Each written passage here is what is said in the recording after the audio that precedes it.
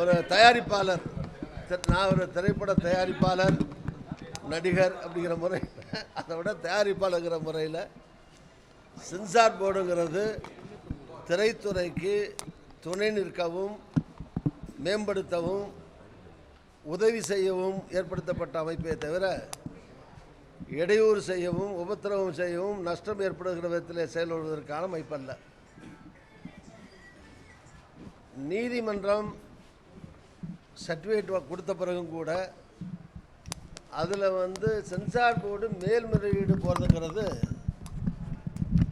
Higher கோர்ட்டுக்கு appeal போகிறதுங்கிறது உள்நோக்கத்தோடு கூடிய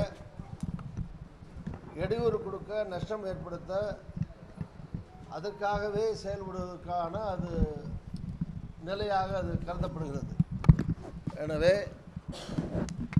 மத்திய ஒன்றிய அரசுக்கு கீழே செயல்படக்கூடிய சென்சார் போர்டுடைய நடவடிக்கை கண்டனத்துக்குரியது. இல்லை இல்லை அவ்வளோதான்.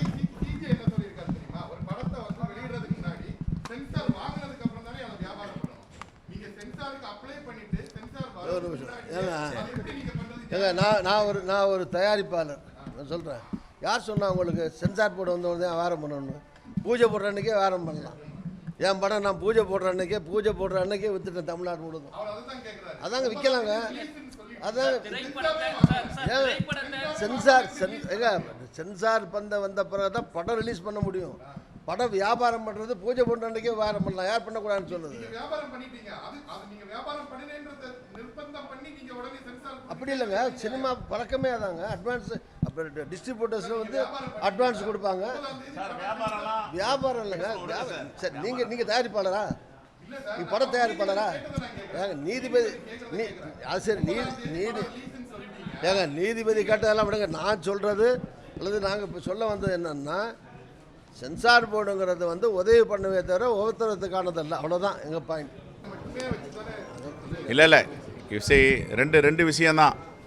பராசக்திக்கு ஏற்கனவே சான்றிதழ் வழங்கியாச்சு. யூஏ ஜனநாயகத்துக்கு கொடுக்கல. ஒரு சிங்கிள் நீதிபதி ஜட்ஜ் தனிநபர் அமர்வில் கொடுக்க வேண்டும் என்று ஒப்புதல் அளித்திருக்கிறார், தீர்ப்பளித்திருக்கிறார். 1 மணி நேரத்தில் சிபிஎஃப்சி மேல்முறையீடு செய்கிறது. அதுவும் பிரச்சனை இல்லை, அவருடைய துறை. துஷார் மேத்தா அவர்கள் உடனே அதற்கு ஆஜராகி அதுக்கு தடை விதிக்கிறார். 21 அதை பற்றி தான் பேசுகிறோம். இங்கே ஜனநாயகம் இருக்கா அப்படின்னு. ஆகையால் இதில் அரசியலே கிடையாது. எங்கெங்கெல்லாம் குரல் வலை நசுக்கப்படுகிறதோ அங்கே காங்கிரஸ் பேரியக்கம் குரல் கொடுக்கும். சென்சார் போர்டை பொறுத்த வரைக்கும் தணிக்கை வாரியம்ங்கிறது ஒன்றிய அரசாங்கத்தினுடைய, குறிப்பாக ஆளும் பாஜகவினுடைய கைப்பாவையாக செயல்படுகிறதுங்கிறது ரொம்ப தெளிவாக தெரியுது. ரெண்டாவது நீங்கள் அதில் ஒரு பெரிய சர்ப்ரைஸ் என்ன அப்படின்னா, நீங்கள் அவங்க அப்பீலுக்கு போகிறப்ப அவசரமாக ஏஜி ஆஜராகிறாங்க. காணொலி காட்சி மூலமாக டெல்லியிலிருந்து அட்வொகேட் ஜெனரல் ஆஜராகிற அளவுக்கு இது அவ்வளோ பெரிய மேட்ரா சென்சார் போர்டுக்கு? எத்தனையோ படங்கள் சென்சார் போர்டில் தணிக்கைக்கு வருது. அந்த மாதிரி ஜனநாயகனும் ஒரு படம். அந்த படத்துக்கு தணிக்கை ரூல்ஸ் படி என்ன பண்ண முடியுமோ அதுக்கு நீங்கள் தணிக்கை சான்று கொடுத்துட்டு போக வேண்டியதானே. அதை ஒரு அட்வொகேட் ஜெனரலை கொண்டு ஆஜர்படுத்துகிற அளவுக்கு இது அவ்வளோ அழுத்தம் இருக்குது அப்படிங்கிறதே பாஜகவால் ஒரு அரசியல் ஆயுதமாக தணிக்கை வாரியம் பயன்படுத்தப்படுகிறதுங்கிறது தெளிவாக தெரியுதுன்னு தான் நான் நினைக்கிறேன். ஏற்கனவே நம்ம உள்துறை அமைச்சர் எடப்பாடி பழனிசாமி அவர்கள் சந்தித்த பிறகு தான் விஜய்க்கு தொடர்ச்சியான பிரச்சனைகள் வருதுன்னு சொல்லப்படுது மேடம்.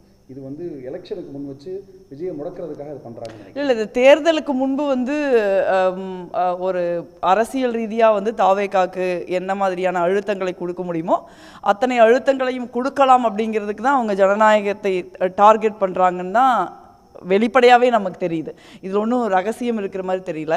அதாவது என்னை பொறுத்த வரைக்கும் ஒரு அரசியலுங்கிறது ஒரு நேர்மையாக அணுகப்பட வேண்டிய ஒரு இடம். மக்கள் தான் முடிவு பண்ணுவாங்க. ஒரு படமாக இருந்தாலும் சரி, அது வேணுமா வேண்டாமாங்கிறதையும் ஒரு தேர்தலில் எந்த கட்சி அல்லது எந்த கூட்டணி அல்லது எந்த தலைவர் கீழே இருக்கிற கட்சி வெற்றி பெறணும் அப்படிங்கிறத மக்கள் தான் முடிவு பண்ணும். ஆனால் இப்போ நீங்கள் பாஜக வந்ததுக்கப்புறம் பார்த்தீங்கன்னா தேர்தலுக்குள்ள வந்து மக்களுடைய பங்களிப்பை அவங்க மார்ஜினலைஸ் பண்ணிக்கிட்டே குறைச்சிக்கிட்டே வராங்க. ஒன்று தேர்தல் ஆணையம் வந்து எஸ்ஐஆருங்கிற போர்வையில் பாஜகவினுடைய கைப்பாவையாக இருக்குது. எஸ்ஐஆருக்கு முன்பே கூட பார்த்தீங்கன்னா நீங்கள் வந்து தெளிவாக வந்து பாஜக கூட்டணி ஆட்சி ஆளுகிற மாநிலங்களுக்கு வேறு விதமான தேர்தல் விதிமுறைகளும், எதிர்க்கட்சிகள் ஆளுகிற மாநிலங்களுக்கு அல்லது எதிர்க்கட்சிகள் தேர்தலை வெல்லக்கூடிய இடத்துல இருக்கிற மாநிலங்களுக்கு வேறு விதமான தேர்தல் விதிமுறைகளும் இருக்கிறத நம்ம பார்க்குறோம். அதே மாதிரி அமலாக்கத்துறை, வருமான வரித்துறை, சிபிஐ, இது எல்லாமே வந்து எலெக்ஷன் கமிஷன், இது எல்லாமே ஒரு அரசியல் ஆயுதமாக தான் பயன்படுத்தப்பட்டுக்கிட்டு வருது தொடர்ந்து. அதனுடைய பட்டியலை லேட்டஸ்ட்டாக சேர்ந்திருக்கிறது வந்து தணிக்கை வாரியம்ங்கிறது ஒரு பெரிய அதிர்ச்சி அளிக்கக்கூடிய ஒரு விஷயமா இருக்குது.